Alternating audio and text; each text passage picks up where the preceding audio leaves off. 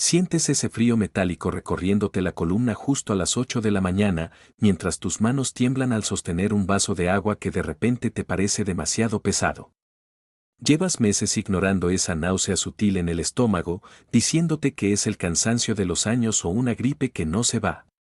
Has querido creer que esa mirada esquiva de quien más amas es solo estrés, justificando cada mentira para no romper la paz de tu hogar. Intentaste hablar con calma, cambiaste tus claves en secreto y rezaste para que fueran delirios de la edad. Pero ese vacío no es debilidad, es tu instinto avisándote que el verdugo duerme bajo tu propio techo. En los próximos minutos entenderás que la sangre que proteges está diseñando tu destrucción total. Mi nombre es Roberto Estrada, tengo 67 años y pasé 4 décadas de mi vida calculando la resistencia de los materiales en los rascacielos más altos de México. Ahora que estoy retirado, el silencio de mi casa en las lomas de Chapultepec es el único material que no sé cómo medir, especialmente desde que Rosa se fue hace 5 años. Aún puedo oler el aroma a lavanda que dejaba en sus pañuelos de seda y escuchar el suave tarareo que hacía mientras cuidaba sus orquídeas cada tarde de domingo. Su ausencia es una viga maestra rota en mi interior, dejando un hueco que nada ha podido rellenar, convirtiendo mi jubilación en un desierto de recuerdos.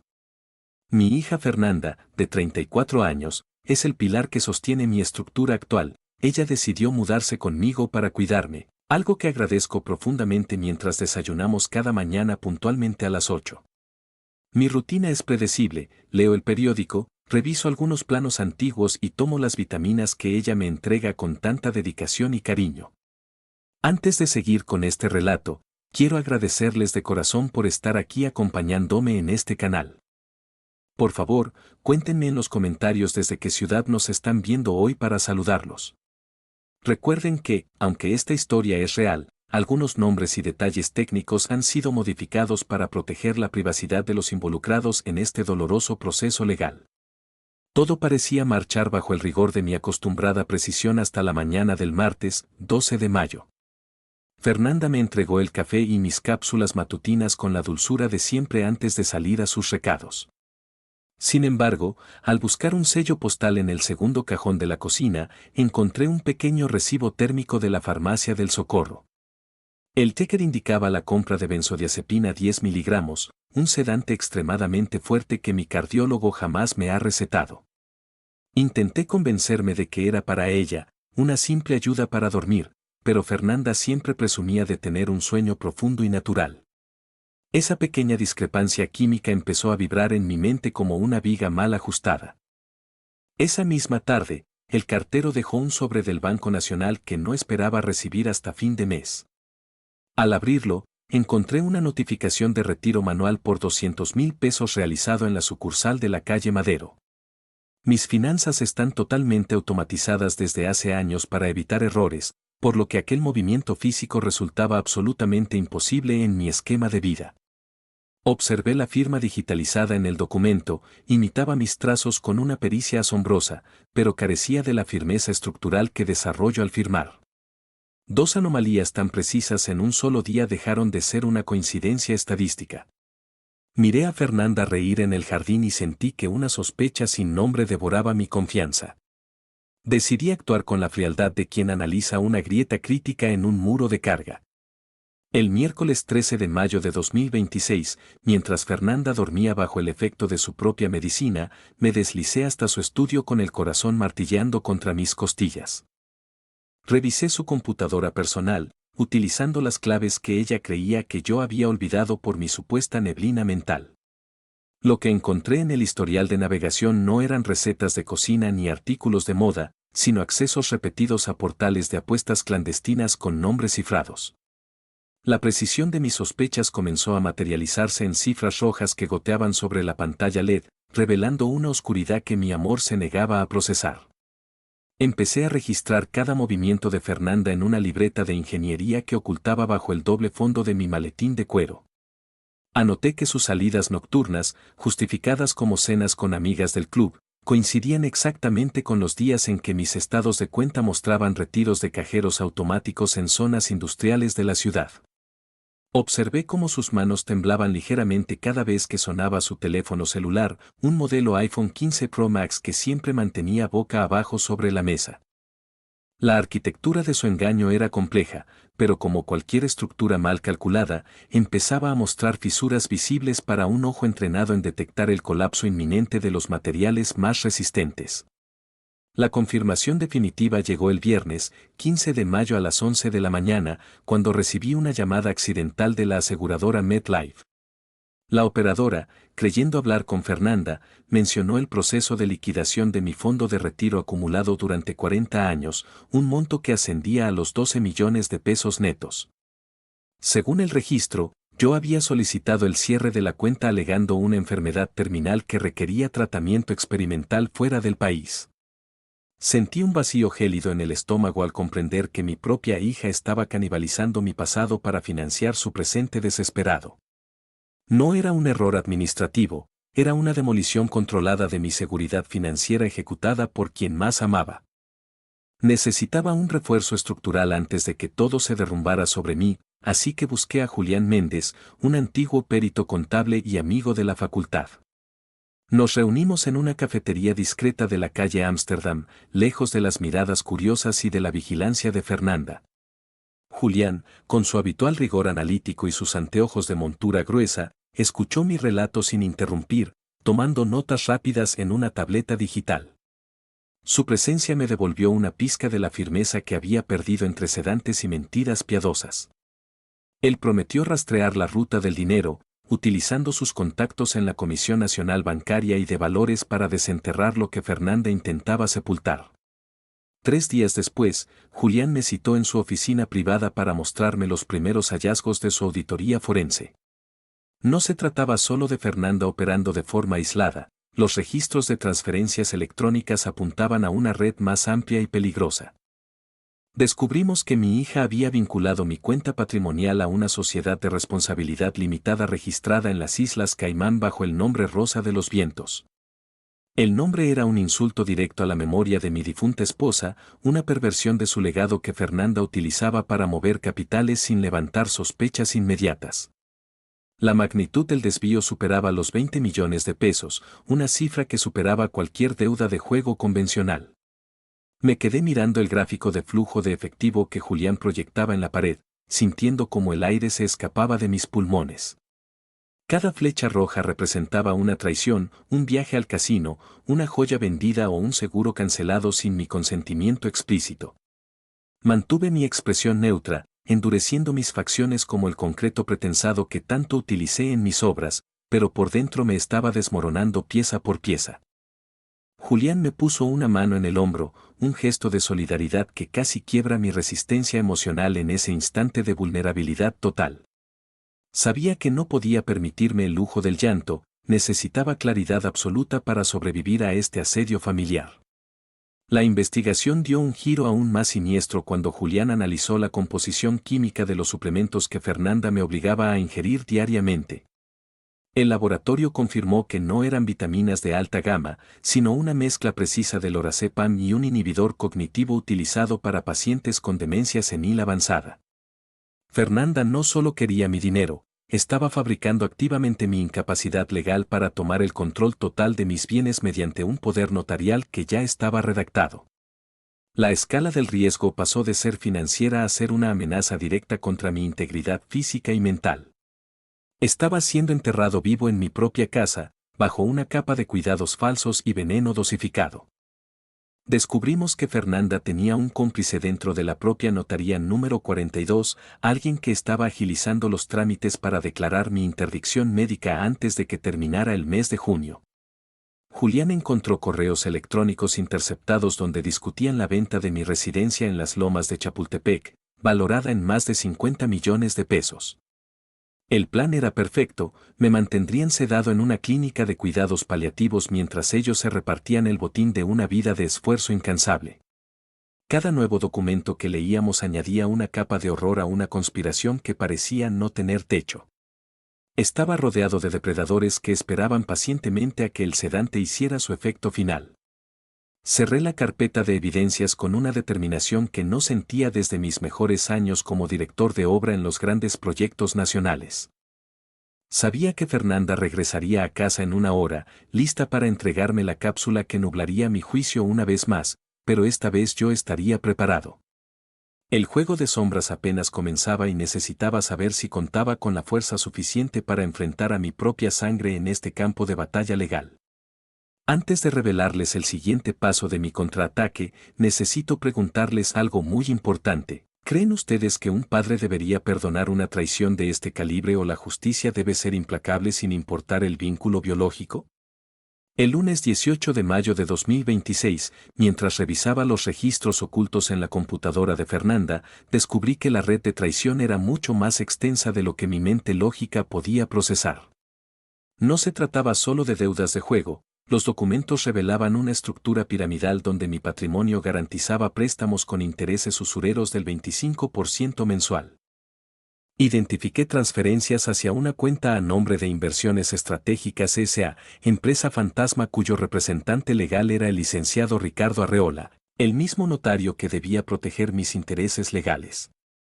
Sentí que el suelo se agrietaba como un bloque de granito mal fraguado ante la magnitud de esta confabulación que involucraba a profesionales que yo consideraba honorables y respetables. La amenaza física se volvió tangible el martes, 19 de mayo a las 3 de la tarde, cuando encontré un frasco vacío de haloperidol escondido detrás de los libros de ingeniería en la biblioteca.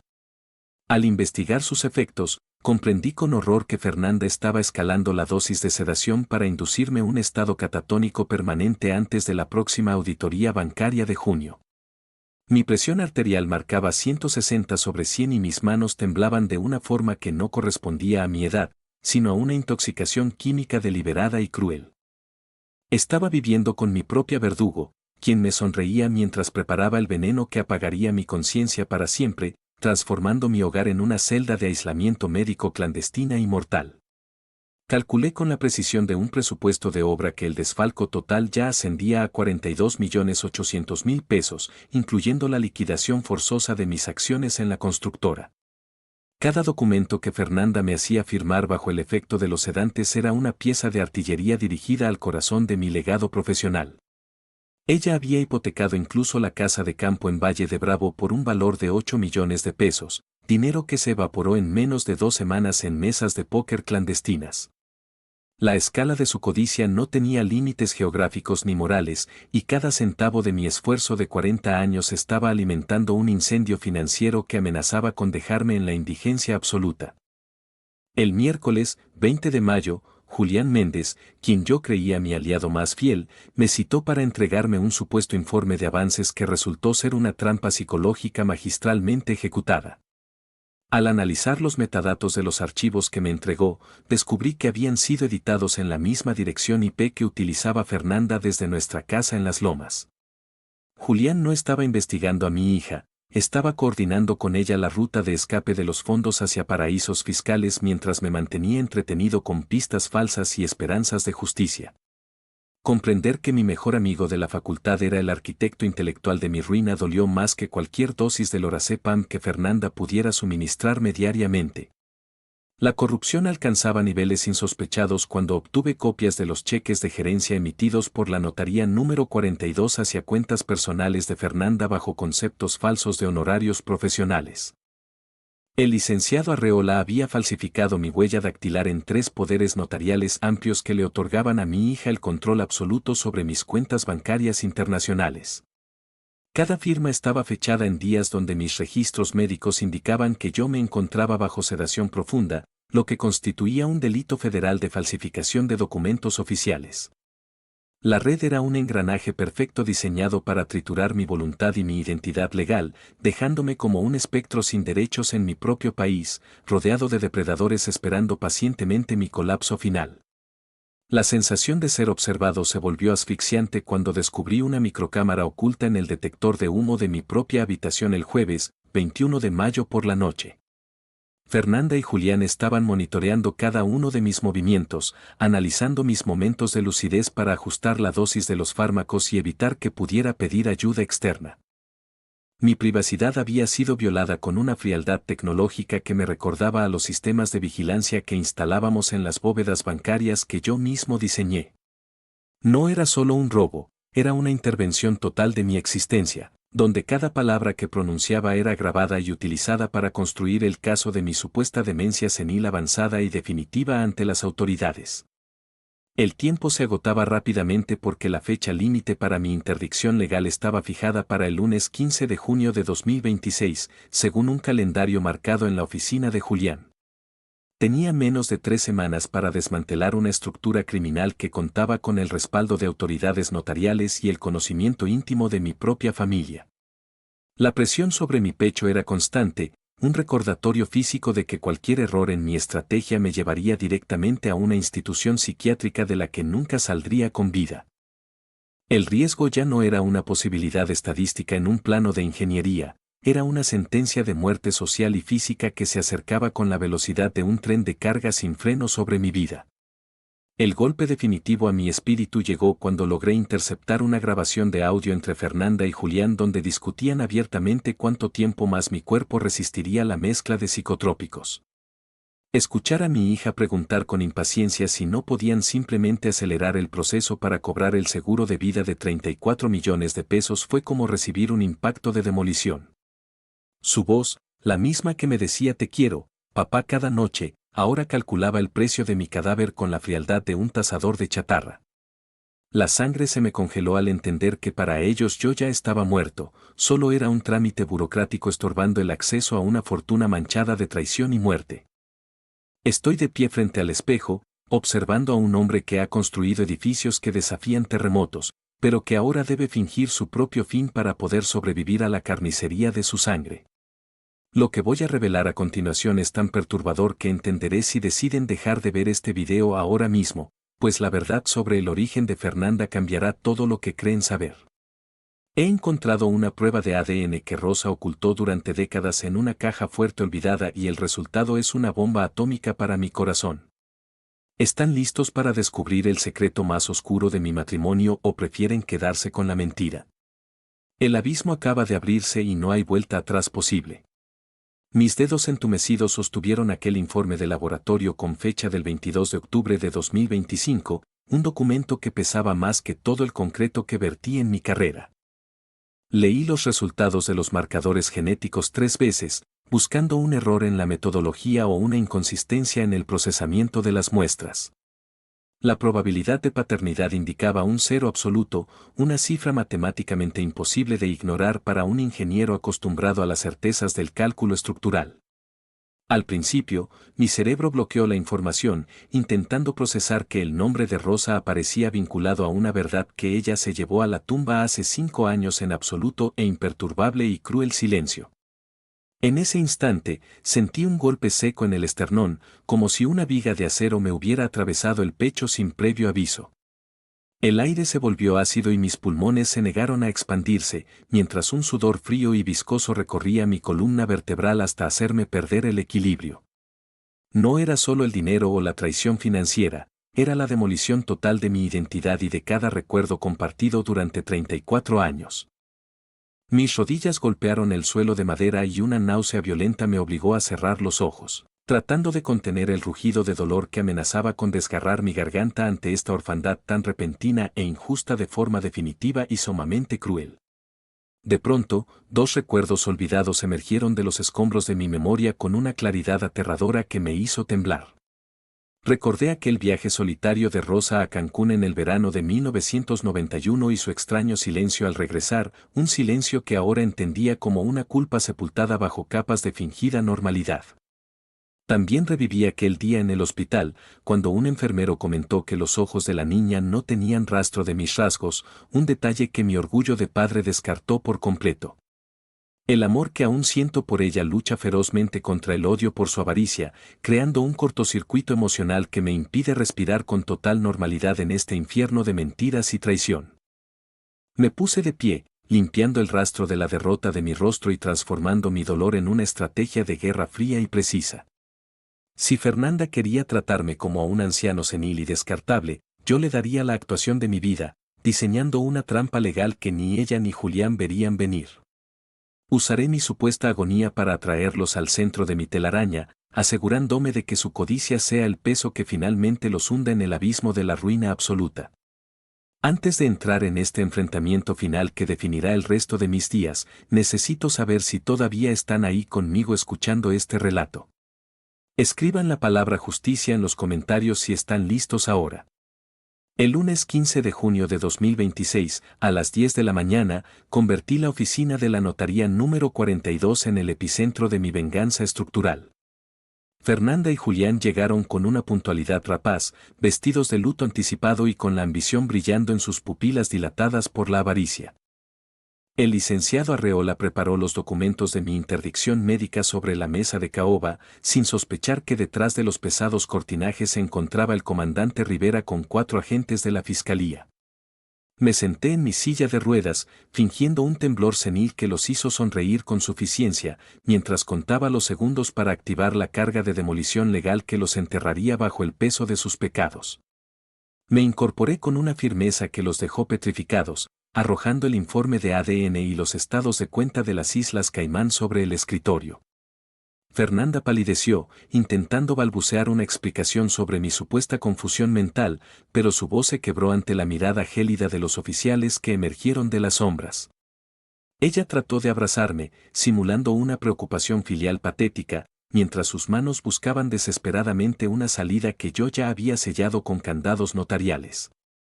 «Es por tu bien, papá, estás delirando», gritó ella con desesperación, ignorando que el comandante Rivera ya sostenía las órdenes de aprehensión por fraude agravado y tentativa de homicidio mediante envenenamiento sistemático que acababa de presentar ante todos. Julián Méndez intentó saltar hacia la puerta lateral, pero 2 agentes lo interceptaron contra el muro, inmovilizando sus manos con la frialdad metálica de las esposas. El licenciado Arreola, temblando como una estructura de madera bajo un sismo grado 8, confesó de inmediato su complicidad a cambio de una reducción de pena, revelando la ubicación de las cuentas puente. Fernanda, al verse acorralada y sin el escudo de su supuesta orfandad biológica, estalló en una carcajada histérica que resonó en la oficina como un vidrio rompiéndose. Sus ojos, antes dulces, se transformaron en pozos de odio puro mientras escupía la verdad que me golpeó con la fuerza de un mazo hidráulico en medio de mi dignidad. «Nunca te quise, viejo estúpido», gritó Fernanda mientras forcejeaba, revelando que sus deudas de juego ascendían a 55 millones de pesos y que yo solo era un cajero automático con fecha de caducidad. Confesó que disfrutaba verme adormecido por los sedantes, burlándose de mi supuesta brillantez como ingeniero mientras ella cavaba mi tumba financiera con la ayuda de Julián. Sus palabras confirmaron que cada gesto de afecto durante décadas fue una actuación diseñada para heredar una fortuna que sentía que le pertenecía, aunque esa sangre fuera una mentira de Rosa. La confesión fue tan visceral que los agentes no necesitaron más pruebas para sellar su destino en el penal de Santa Marta, Acatitla. El comandante Rivera procedió a la lectura de derechos bajo el silencio sepulcral de la notaría, mientras las sentencias preliminares caían sobre ellos como losas de hormigón armado. Fernanda enfrentaba 25 años por fraude y tentativa de homicidio, mientras que a Julián le esperaban 15 años y la inhabilitación permanente de su licencia contable. Al licenciado Arreola se le revocó la patente notarial número 42 de forma definitiva, ordenándose el embargo de sus bienes para resarcir los 42 millones de pesos desviados. La justicia, aunque tardía, se manifestó con precisión técnica impecable, devolviéndome el control de mi patrimonio y de mi vida, dejando a mis verdugos en la ruina total frente a la sociedad. Observé cómo Fernanda era escoltada hacia la patrulla, sus manos esposadas a la espalda y su mirada perdida en el asfalto caliente de la calle Madero. Ya no era mi hija, sino una extraña cuyo egoísmo había demolido la última columna de mi familia, dejándome como el único sobreviviente de un terremoto emocional sin precedentes. Un rayo de sol atravesó las nubes grises, iluminando el pavimento mojado por una lluvia reciente, detalle visual que espelaba la claridad que finalmente regresaba a mi mente después de meses de sedación y sombras. La estructura de mi vida fue probada hasta el límite de su resistencia, y aunque las cicatrices eran profundas, los cimientos seguían en pie, listos para una reconstrucción necesaria y definitiva. Ha pasado exactamente un año desde que el mazo de la justicia cerró el capítulo más oscuro de mi existencia. Hoy me encuentro supervisando la construcción de la Fundación Rosa Estrada, un centro de capacitación para jóvenes ingenieros que levanto con los restos recuperados de mi patrimonio. Mi rutina ha cambiado, ya no tomo cápsulas amargas, sino un café cargado frente al ventanal mientras leo los planos de un futuro que yo mismo elegí. Aunque el silencio en la casa de las lomas a veces pesa, la presencia de mi sobrino nieto, quien ahora estudia conmigo, ha restaurado la viga maestra de mi afecto. He aprendido que las cicatrices en el alma son como las grietas en el concreto seco. Te miro a ti, que escuchas mi voz, para decirte que la integridad estructural no es solo para edificios, sino para la vida misma. Nunca ignores las pequeñas fisuras en quienes te rodean, pues como dice la Escritura, el hombre sabio construye sobre roca y el necio sobre arena movediza. Me equivoqué al confiar ciegamente, pero tuve el valor de recalcular mi propia historia antes del colapso final. Si este relato te ha servido de advertencia, por favor suscríbete, comparte y comenta tu opinión abajo, tu apoyo es mi mejor cimiento. Recuerda que, aunque los hechos presentados se basan en mi realidad, los nombres y lugares han sido alterados por razones legales para proteger la privacidad de los involucrados hoy.